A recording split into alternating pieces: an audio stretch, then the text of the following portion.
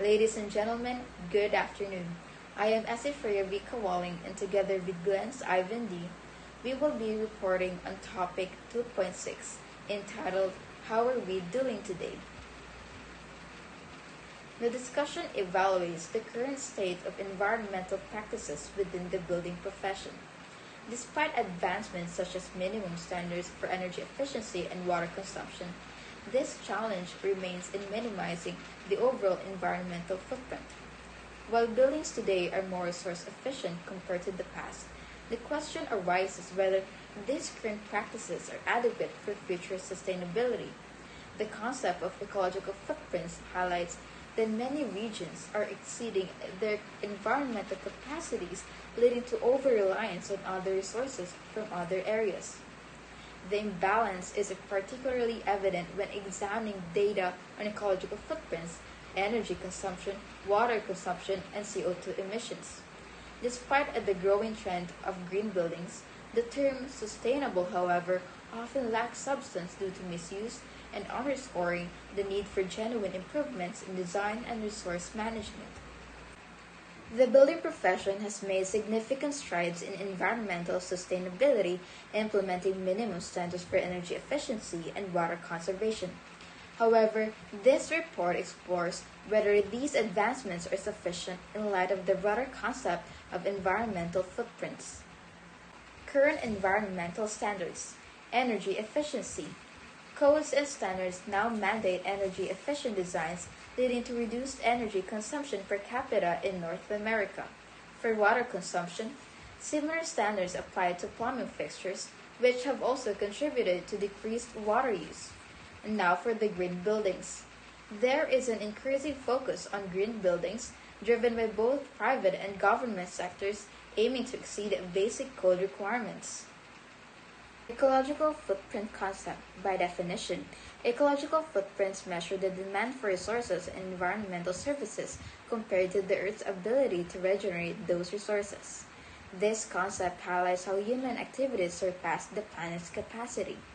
For illustration, the footprint for water sources of cities like Los Angeles, for an example, exceeds their geographic boundaries, implying reliance on external resources. For country-specific data, for ecological footprints in the year 2007, countries like Australia and the United States have significant ecological footprints, indicating a high resource demand to their biocapacity. Some nations, such as Bangladesh and India, have smaller footprints, suggesting less resource consumption but also lower biocapacity. For per capita energy, water use, and CO2 emissions in the year 1997, high energy use and CO2 emissions are observed in developed countries like the US and Canada. Water usage varies widely, with some countries having relatively high consumption rates. So, ecological footprint data, ecological deficit and reserve. Currently, on your screens, we're displaying the world map with the shades of red and green. The green area represents the countries with an ecological deficit, meaning they are not importing biocapacity through trade and depleting their national ecological asset. In the contrast, the red area indicate countries with the ecological reserve, where the biocapacity exceeds the population ecological footprint. For example, French Guiana has a biocapacity greater than its footprint, where countries like Laos have ecological deficit with their footprint exceeding their biocapacity. Now, we're displaying the total ecological footprint map, which summarizes the combined impact of all human activities on environment expressed in the global hectares or GHA. The map shows the total area of biological productive by land and sea required to provide the resources. Countries like China, United States, and India are the top contributors for ecological footprints. Next, we will present the total biocapacity data map.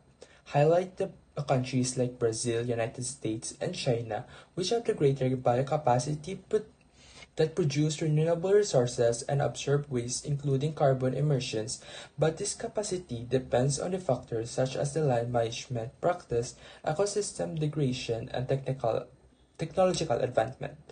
And lastly, we will show you the summary of data ecological footprint from the 1971 to the present. through the lens of Overshoot Day, which track when humanity demands the ecological resources and service exceed than what the Earth generates over the year. Issues and challenges. Footprint imbalance. Many countries exceed their ecological capacity to require resources from elsewhere. This imbalance is increasingly precarious with global population growth. Misuse of sustainability terms. The term sustainable is often overused and lacks concrete meaning in the context of design and construction. Genuine sustainability should aim to minimize the ecological footprint effectively. Conclusion. While building standards have improved, the broader environmental challenge still remains significant. The current designs, even when deemed green, may not adequately address the pressing issue of ecological footprints. To achieve true sustainability, both the building profession and broader societal practices must focus on reducing their overall environmental impact and ensuring that sustainability terms are used meaningfully. That is all. Thank you.